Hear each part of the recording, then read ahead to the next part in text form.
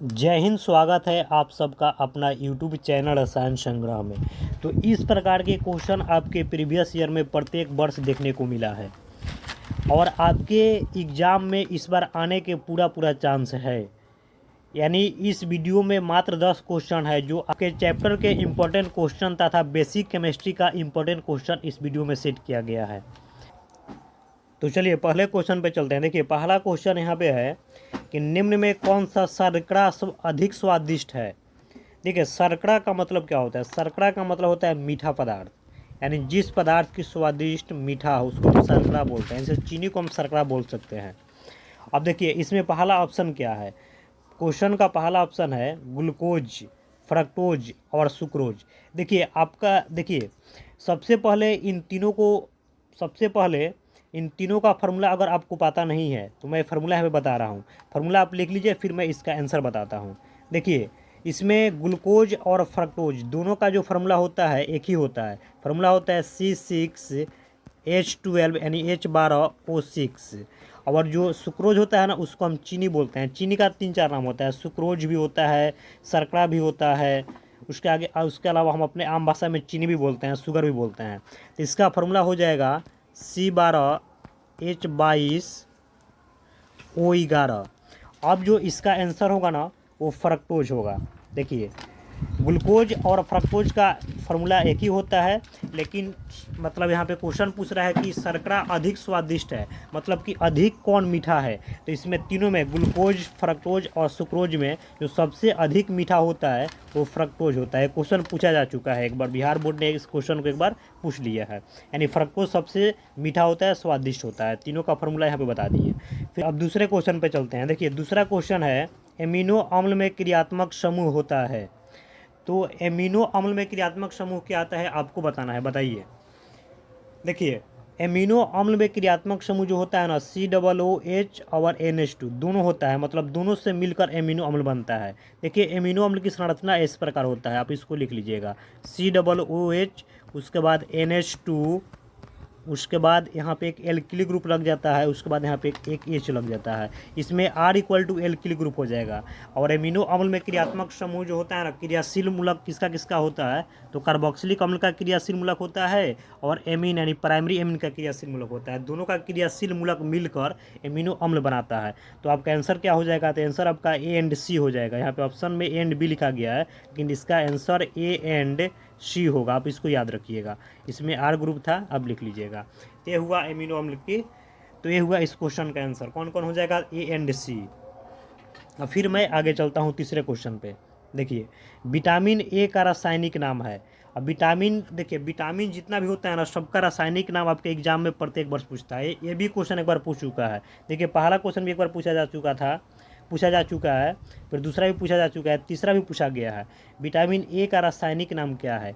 आप एग्ज़ाम देने जाने से पहले जितना भी विटामिन होता है विटामिन के तक, यानी ये से लेकर ये vitamin A B C D V1 V6 जो भी होता है आप सबका रासायनिक नाम याद कर लीजिएगा। तो इसका आंसर क्या हो जाएगा, तो रेटिनॉल।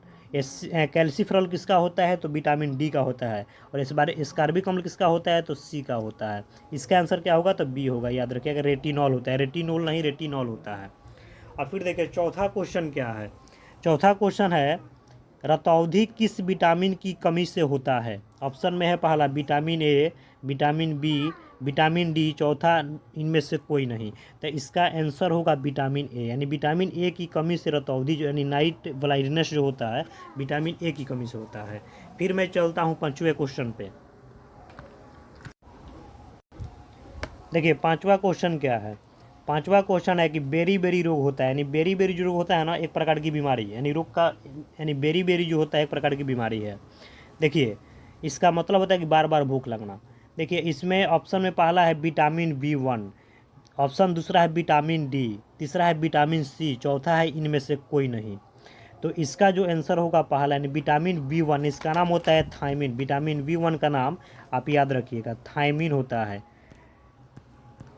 थायमिन या थियामिन भी कहीं कहीं किताब में लिखता है। तो इसका नाम क्या हो गया, तो थायमिन हो गया। यानी विटामिन B1 का नाम थायमिन होता है और इसी के कमी से बेरी बेरी रोग होता है। फिर देखिए छठा क्वेश्चन यहाँ पे है गैल्वेनाइजेशन लोहे, अच्छा गैल्वेनाइजेशन में यहाँ पे में होगा क्वेश्चन में छूट गया है। गैल्वेनाइजेशन में लोहे पर परत चढ़ाई जाती है।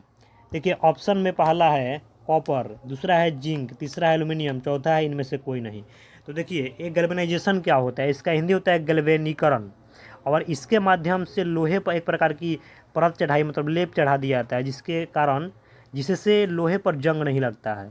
तो यानी लेप चढ़ाने में किस धातु का प्रयोग किया जाता है, तो जिंक का प्रयोग किया जाता है। आप इसको याद रखिएगा, जेडन, जिंक का संग जेडन होता है।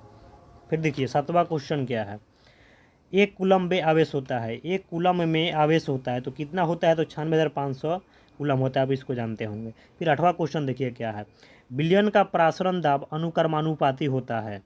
देखिए ऑप्शन में यहाँ पे है पहला विलय की सांद्रता पर, दूसरा तापमान पर, तीसरा है वाष्प दाब पर, चौथा है सभी। तो जो विलयन का जो परासरण यानी परासरण दाब या परासरणी दाब होता है वो सबकी अनुक्रमानुपाती होता है, यानी विलयन की सांद्रता के भी होता है, तापमान का भी होता है, वाष्प दाब के भी होता है। वाष्प दाब के ऑर्नोमन भी कहीं कहीं लिखता है, इस ऑप्शन में यहाँ पे लिखे हैं ऑप्शन में लिखे हैं वाष्प दाब नमन, यानी ऑर्नोमन यहाँ पे होगा। यहाँ पे आपका हो जाएगा वाष्प दाब का ऑर्नोमन, वाष्प दाब का ऑर्नोमन यहाँ पे हो जाएगा, आप याद रखिएगा।